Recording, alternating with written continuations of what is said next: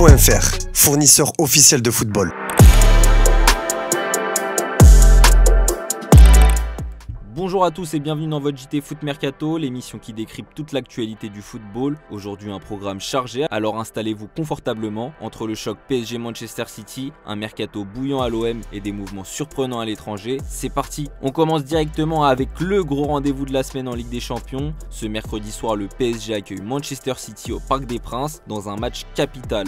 Si les Parisiens actuellement 26e au classement ne jouent pas encore leur survie, une défaite réduirait considérablement leurs chances de qualification, passant de 59 à 33%. En revanche, une victoire leur permettrait de grimper à 85% de chances de voir la suite de la compétition, une statistique rassurante pour les supporters parisiens. Même en cas de défaite face aux Sky Blues, les hommes de Luis Enrique auraient encore leur destin entre les mains lors de la dernière journée, mais attention, Pep Guardiola et ses troupes ne viendront pas faire de la figuration. Rendez-vous ce soir pour voir si Paris saura répondre présent dans cette bataille cruciale. On continue avec un départ du côté du PSG. En effet, Fenerbahçe, le club de José Mourinho, était en quête d'un renfort en défense centrale cet hiver après l'échec de Starina Pavlovic. Le Fener a donc foncé sur le dossier Skriniar et a annoncé l'arrivée imminente du défenseur. Les différentes parties sont tombées d'accord pour un transfert du joueur, comme annoncé dans le communiqué. Selon la presse locale, il s'agit d'un transfert définitif, alors que pour RMC Sport, il s'agit d'un prépayant. Fodé Ballo-Touré a résilié son contrat avec l'AC Milan, mettant un terme à une aventure compliquée du côté lombard. À 28 ans, le latéral sénégalais est maintenant sur le marché et déjà plusieurs clubs se bousculent pour le récupérer. Selon nos informations, le Havre discute actuellement avec son entourage.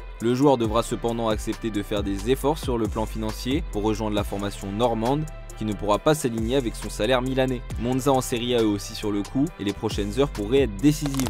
On reste en Ligue 1 avec un club qui fait toujours parler de lui en période de mercato, l'Olympique de Marseille. Alors qu'Eli Wahi pourrait filer du côté de l'Eintracht Francfort, Pablo Longoria et Mehdi Benassia sont déjà à l'œuvre pour trouver son successeur. Parmi les pistes prioritaires, Santiago Jiménez, le redoutable buteur du Feyenoord Rotterdam, figure en bonne position. Mais ce n'est pas tout. Chancel Mbemba espère enfin quitter le club cet hiver après avoir été mis à l'écart. Malgré un prix fixé à 3 millions d'euros, l'OM peine à trouver preneur. Alpha Tay, Montpellier ou encore le Stade Rennais ont tenté leur chance, mais sans succès jusqu'ici. De son côté, l'avocat de Mbemba a tenu à clarifier la situation.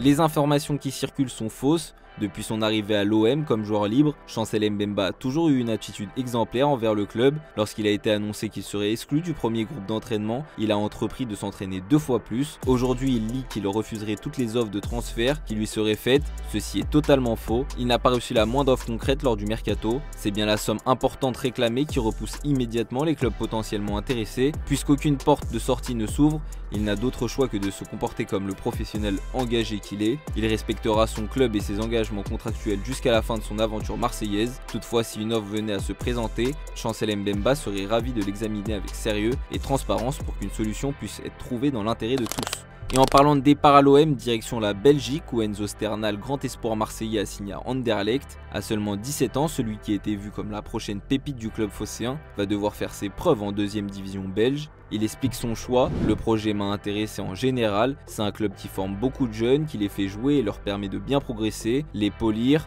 c'est un club qui aime le foot, qui joue bien et qui a de bonnes installations, ça m'a motivé à venir ici. Malgré tout, l'OM n'a pas dit son dernier mot, le club garde un droit de regard sur une éventuelle revente et un pourcentage pouvant grimper à 50% en cas de futur transfert. Une stratégie maligne de Pablo Longoria pour garder un œil sur l'évolution de cette jeune pépite. Mais attention, Sternal débarque dans un championnat physique et dans une équipe en difficulté. 14e sur 16 en 2e division belge. Première étape pour lui, convaincre dès ce week-end face au Patro Ejden.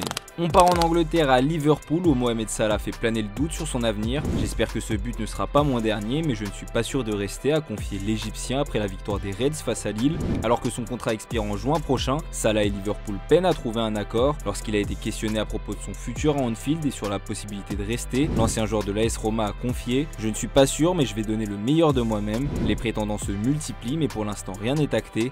Affaire à suivre pour savoir où ira Mohamed Salah. » Et pendant que Liverpool réfléchit à la prolongation de Salah, Manchester City accélère. Les Sky Blues ont déjà bouclé les arrivées de Vitor Reis et d'Aboukodir Kouzanov en attendant l'arrivée d'Omar Marmouche. Ils travaillent désormais sur plusieurs dossiers chauds, parmi eux Andrea Cambiasso pour lequel City est prêt à lâcher entre 60 et 65 millions d'euros, même si la Juventus en demande 80. Un autre jeune est en direction de Manchester City, Roumaba, 18 ans, qui veut forcer annoncé son départ. Ses agents ont informé la direction de Valladolid de la volonté de leur client de payer seul sa clause libératoire de 6 millions d'euros après avoir échoué à trouver un accord pour quitter le club. Le défenseur a le droit de régler sa clause libératoire comme le stipule le règlement de la Liga. Alors que le transfert de Roumaba entre Manchester City et Valladolid est presque finalisé, il ne reste plus que quelques détails à régler, notamment l'indemnité de transfert. En attendant, le défenseur central Sierra Leone est attendu à Lens dans les prochaines heures. À seulement 18 ans, il va signer un contrat longue durée avec Manchester City avant d'être prêté à Lens, comme on vous l'a annoncé. D'après nos informations, une visite médicale est prévue pour jeudi.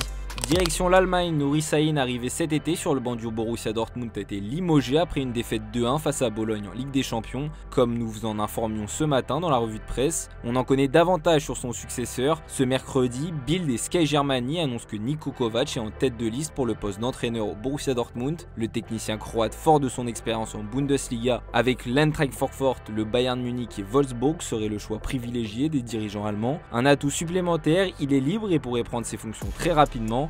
Des discussions ont d'ailleurs déjà eu lieu entre Kovac et le BVB. Cependant, les dirigeants de Dortmund n'ont pas abandonné l'idée d'attirer Roger Schmidt. Bien qu'il soit aussi libre de tout contrat, ce dernier préférait attendre l'été pour rejoindre un nouveau club, ce qui complique la tâche de Dortmund. Convaincre Schmidt de revenir en cours de saison s'annonce donc difficile, mais pas impossible. Enfin, un autre nom circule, celui d'Erik ten Hag. Cependant, Sky Germany précise qu'aucune négociation avancée n'a eu lieu entre l'entraîneur néerlandais et les responsables du Borussia Dortmund pour le moment. Le média allemand précise que ten Hag est ouvert à la possibilité de prendre la suite au Borussia Dortmund, mais chercherait à obtenir l'assurance qu'il peut construire quelque chose à long terme au sein du club.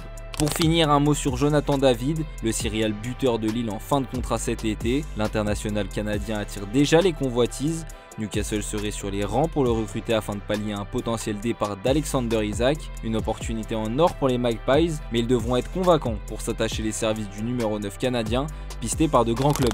Les officiels du jour, libre depuis son départ l'été dernier du PSG, l'emblématique portier du Costa Rica Keylor Navas a enfin trouvé un club. Le triple vainqueur de la Ligue des Champions avec le Real Madrid quitte l'Europe et s'engage pour une saison du côté des New Old Boys en Argentine, le club de cœur de Lionel Messi. Caio César débarque à Al Hilal. L'ailier brésilien de 21 ans arrive en provenance du Vitória Guimarães, compte 9 millions d'euros. Il est le potentiel remplaçant de Neymar en instance de départ vers Santos. Comme annoncé hier par Foot Mercato, Albert Grönbeck rejoint Southampton. Après avoir passé avec succès sa visite médicale, le milieu danois est prêté avec option d'achat par le Stade Rennais au club de Première Ligue.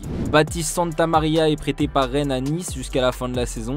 Un prêt avec option d'achat dont le montant n'est pas connu. Le Stade Rennais prendra en charge une partie du salaire du milieu de terrain français. Lyon annonce la fin du prêt de Wilfried Zaha. En accord avec le club de Galatasaray, l'attaquant ivoirien va rejoindre la MLS. Il va être prêté par le club turc à Charlotte, l'occasion de se relancer après avoir été en échec du côté de l'OL. Seulement 112 minutes de jeu et 6 apparitions. Les supporters lillois félicitent leurs joueurs même après la défaite à Anfield.